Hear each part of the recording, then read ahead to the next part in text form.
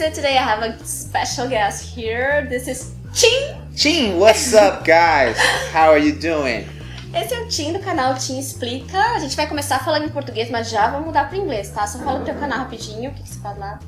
Meu canal Tim Explica, eu dou aulas de inglês e agora estou conhecendo a cultura brasileira. Estou fazendo vlogs lá na rua, um pouco vida louca, como assim. Vida louca. E hoje a gente vai conversar um pouco em inglês, então se você quiser ativar as legendas é só clicar aqui na engrenagemzinha. Tem em português e inglês, ok? Okay, so it's English time now. Do you still know how to speak English? We'll see, I'm not sure. I only speak to my mom in English now. Well, so Tim, you were really passionate about Brazil, so I'd like to know, when did it all start? Well, if you've been to New York, you'll know that there are a lot of Brazilians there, especially when the real was a little bit stronger.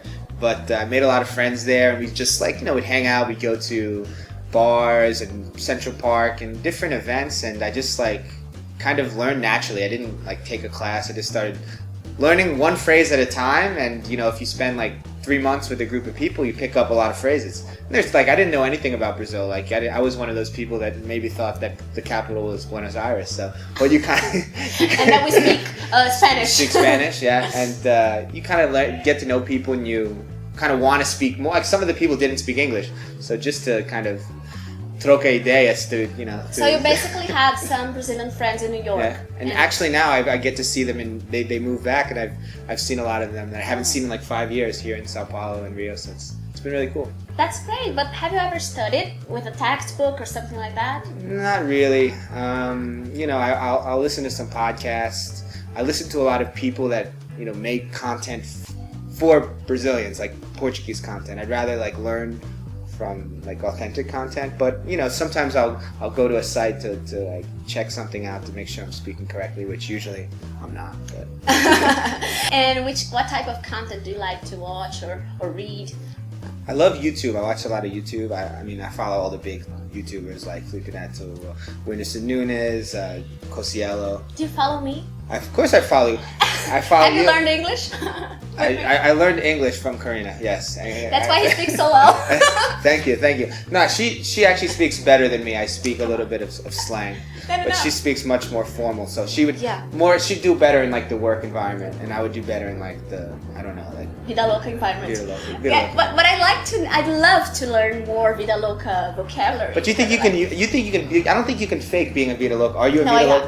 No, I'm not. I like to know, just to listen and understand. It's not something you can turn on and off. It's you are or you aren't. But I think you're in a better place. You've been traveling a lot in Brazil lately, so I'd like to know, what is your favorite place here so far? Mm-hmm. Well, of course, I don't want to make anyone angry, and I love all the places. They will be angry. You know what? I really like Sao Paulo. Sao Paulo doesn't have the best reputation internationally, but it's a really cool city to get to know. It's really easy to get around compared to some of the other cities. But and I haven't been to the coast yet, the Litoral Norte, the North Coast, so I need to see that to get a full description. But I love the beaches in Rio and Floripa, and Recife's nice. The people are really friendly there. So I'm not gonna do that. I'm not gonna do that. Come on, I have to choose one place. My favorite beach was this beach in Rio. It's in Recreio. It's called Praia. It's a natural reserve beach, so not that many people are there, and it's surrounded by mountains. And when you're in the ocean, it's just you feel like you're in a paradise.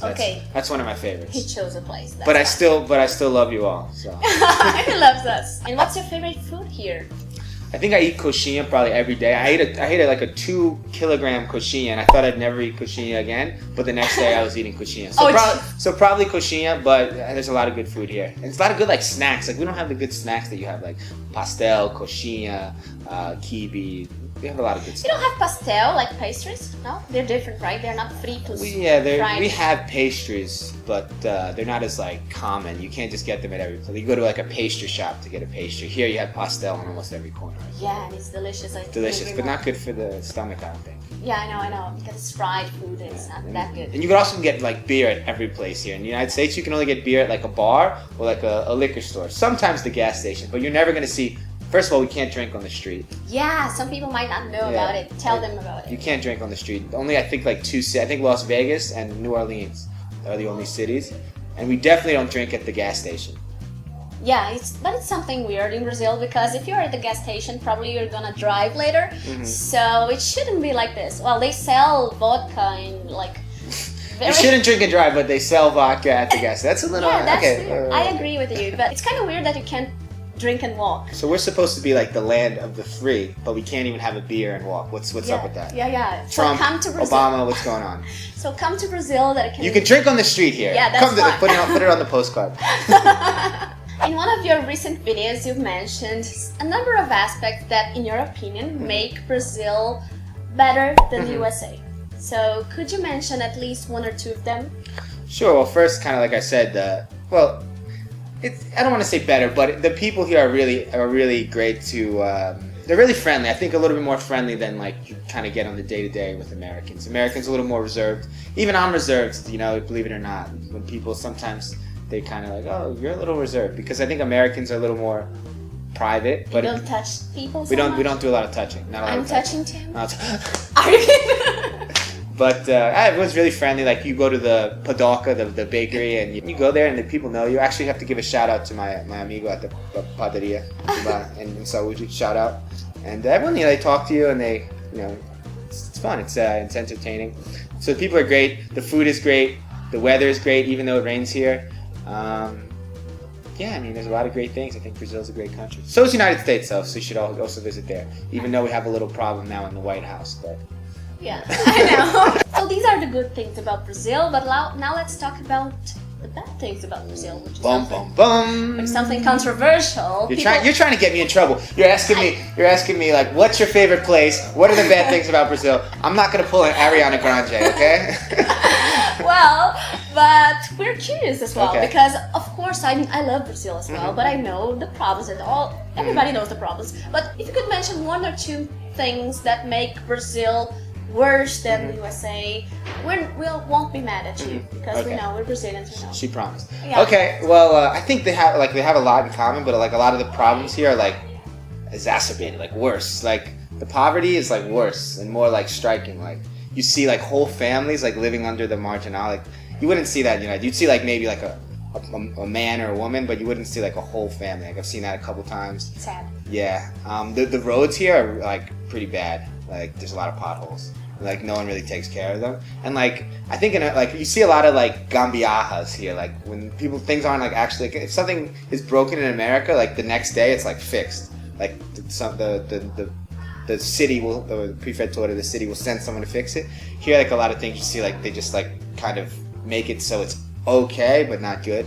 Okay. So those are a couple things that I've noticed. What about public transportation here? I take the metro everywhere in Sao Paulo. It's actually really good. The only problem is it doesn't have enough coverage. Like you can't get to Parque Ibirapuera by subway.